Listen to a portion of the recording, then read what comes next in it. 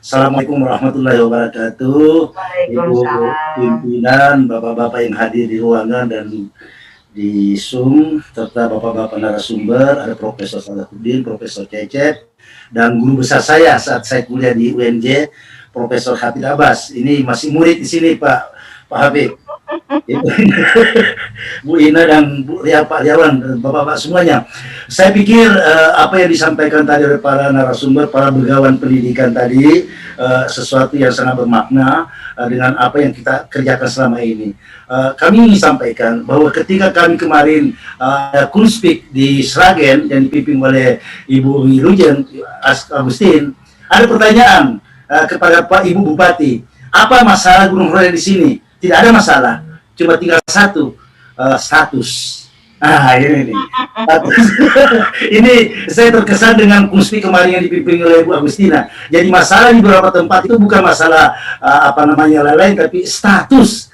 Karena guru honorer itu bukan pencari kerja, mereka sudah kerja. Nah ini. Nah, yang saya bisa ambil kesimpulan sedikit dari pembicaraan tadi dari para pakar, masukan tadi, bahwa kita ini sesungguhnya berada dalam in between antara kompetensi dan penghargaan. Di antara dua itu kita sekarang berbicara. Dan hampir 1 tahun ini berombongan-berombongan datang ke sini, ke Komisi 10, dari berbagai tempat, kita didatangi, di ruangan kita didatangi tiap hari, kita dapil, kita terus bukan dirondong, tapi diminta pertanggungjawaban apa yang dilakukan Komisi 10 untuk kami ini. Ternyata jawaban-jawaban itu masih sangat bervariasi, oleh karenanya saya melihat bahwa yang disampaikan tadi lebih kepada banyak hal, bahkan Ibu Lin itu sampai kepada kisi-kisi pendidikan, yang lainnya mungkin juga termasuk tentang peta jalan pendidikan. Tapi kita kembali ke persoalan pokok sebetulnya, Bu, bagaimana upaya kita supaya adalah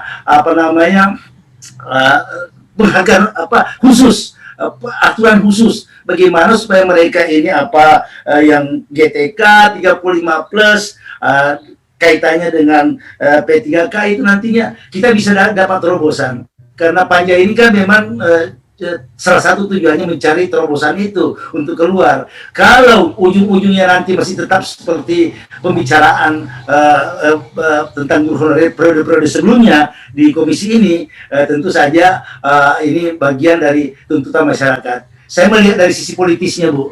Dari sisi politisnya, kehadiran kita di dapil itu tiap reses itu yang ditanyakan ini saja.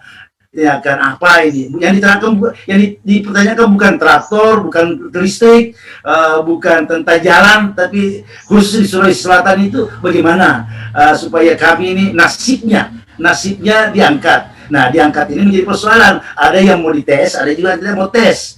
Nah, tolong kami di tempat ini kita semuanya bisa melihat bagaimana caranya supaya ada jalan keluar di dalam masalah yang saya lihat ini muskilah dan ini tidak berlanjut. Oleh karenanya harapan kita kepada kita semuanya, terutama kita di Komisi 10 setelah mendapatkan masukan-masukan dari para begawan-begawan pendidikan ini, kita bisa mendapatkan sesuatu yang bermakna di dalam hal merumuskan apa yang terbaik untuk kita ajukan kepada pihak pemerintah. Karena Pak Mas Nadiem juga bukan satu-satunya orang yang bertanggung jawab untuk ini, tapi berkait dengan kementerian, berkait dengan dana 20%, itu semuanya.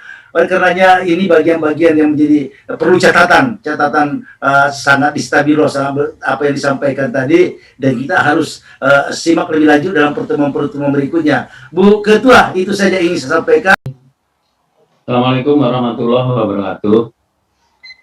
Yang saya hormati narasumber,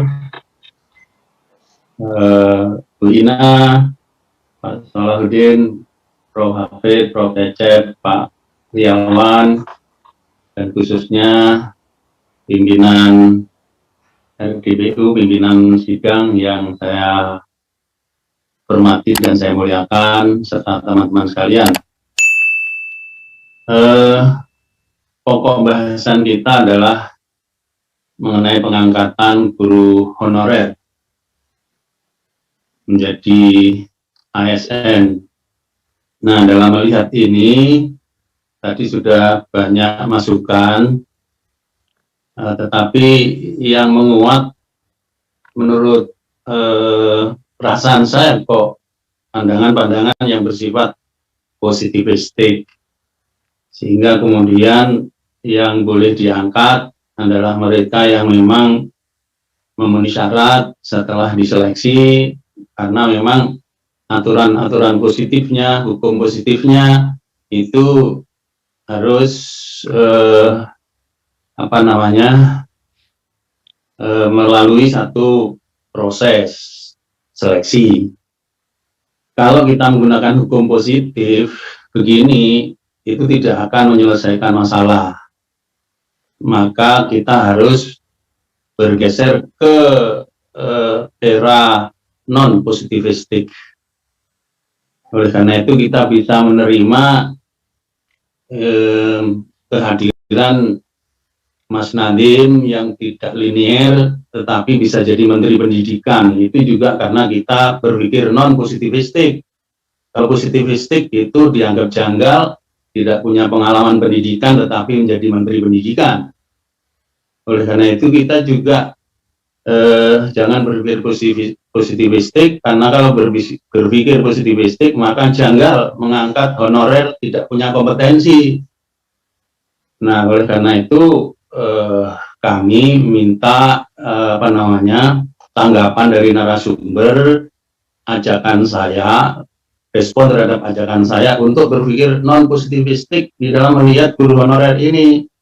Guru honorer yang sudah bekerja 15 tahun, 20 tahun dengan gaji cuma 100.000, 150.000, kita tidak relevan bertanya, dia itu pengen jadi PNS atau jadi guru, itu nggak relevan.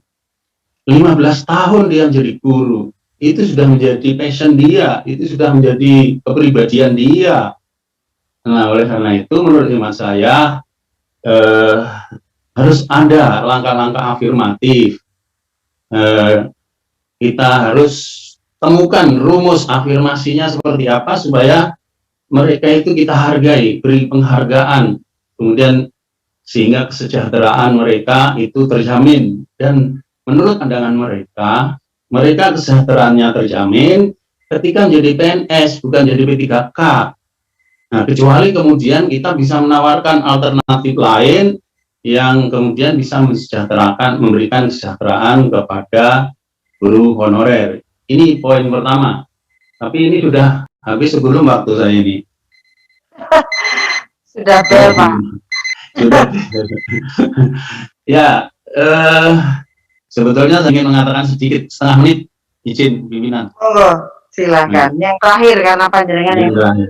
Iya. Setengah menit itu saya ingin membaca Ki Hajar Dewantoro, Bu Inalim. Saya kok mengajak untuk melihat secara lebih komprehensif, karena prinsipnya Ki Hajar itu ada 3, bukan hanya ing Asrosung Tulodo, tetapi juga ing Madya Mangunkarso, Tut Wuri, Handayani. Ini ketiga-tiganya harus kita baca sebagai satu kesatuan. Artinya apa? Ki Hajar itu ingin melihat siswa itu sebagai subjek gitu. Subjek tidak hanya di guru tetapi juga siswa. Kalau ing Asrosung Tulodo itu guru bisa harus lebih pintar dari muridnya. Padahal menurut Ki Hajar Dewantoro, guru bisa saja tidak lebih pintar dari muridnya. Oleh karena itu guru bisa berada di belakang Tut Wuri Handayani, bisa jadi ketinggalan ilmunya, tapi guru harus bisa memberikan motivasi Tut Wuri Handayani. Jadi kita melihat Ki Hajar dari 3 prinsip, jangan hanya diambil satu saja. Terima kasih. Assalamualaikum warahmatullahi wabarakatuh. Ya, assalamualaikum warahmatullahi wabarakatuh. Jadi semua Indonesia tuan rumah besok. Iya, selamat siang semuanya. Saya mohon maaf tadi karena memang langsung karena tuan rumah saya berangkat dari Jakarta menuju Aceh dan alhamdulillah sampai di Aceh, tapi nggak sempat dengar tadi Prof. Salahuddin presentasi, tapi Ibu Inalim saya sempat mendengarkan gitu ya sampai yang lainnya. Bu Agustina yang saya muliakan beserta seluruh anggota Komisi 10, para narasumber yang sangat luar biasa, karena memang kami ini politisi kan ilmunya generalis ya. Kalau hari ini spesialis, dan spesialis ini luar biasa. Ketika turun pesawat saya langsung mendengarkan itu, akhirnya saya nggak mau pindah-pindah gitu ya. karena ilmu yang saya dapatkan sangat luar biasa hari ini. Terima kasih atas presentasi persiapan yang kita tidak hanya mendapatkan tentang bagaimana sikap kita ke depan terhadap kebijakan yang akan diambil oleh pemerintah, masukan-masukan terhadap para guru honorer ini. Benar apa yang disampaikan oleh Teh Ladia, kemudian tadi juga apa yang disampaikan oleh terakhir Prof ya. Sebetulnya apa yang disampaikan oleh Ibu Ina Halim, bahwasanya passion seseorang yang ingin menjadi guru, ada yang terselip bahwa tujuannya itu untuk menjadi PNS mata karena ingin berada di zona nyaman. Nah ini sebetulnya bukan hanya guru, tapi hampir seluruh masyarakat Indonesia mindsetnya masih dia harus menjadi PNS, terutama yang di daerah-daerah, dan karena memang ada pensiun dan sebagainya. Bahkan ada yang tidak boleh menikah ketika dia calonnya itu bukan PNS gitu. Nah ini menjadi persoalan yang sangat luar biasa di Indonesia ini. Dan persoalan hari ini guru kan seperti guru honorer ini kayak buah malakama gitu, karena memang moratorium kepegawaian yang terjadi di Indonesia sudah cukup lama dan mereka menunggu cukup lama. Dan ini memang saya sepakat harus ada perubahan mindset ya, yang akan bukan hanya untuk di zona nyaman, tapi guru juga harus menjadi yang ditiru dengan segala inovasi, kreativitasnya, agar menumbuhkan kreativitas para peserta didik kita itu juga. Dan dari paparan yang digambarkan bahwa kompetensi pemerataan guru yang berkualitas sebagai ujung tombak dari kemajuan pendidikan. Nah, apa yang disampaikan tadi oleh Bu Maesti, kemudian Prof, saya sepakat gitu ya, karena memang ketika kita turun langsung, kita melihat bagaimana keberadaan mereka yang sudah berpuluhan tahun, bertahun-tahun, mereka mengabdi. Bahkan ada yang tidak linier dengan ilmu pengetahuannya hanya menerima 30.000 dan sebagainya. Nah, bagaimana kita melihat hal ini gitu?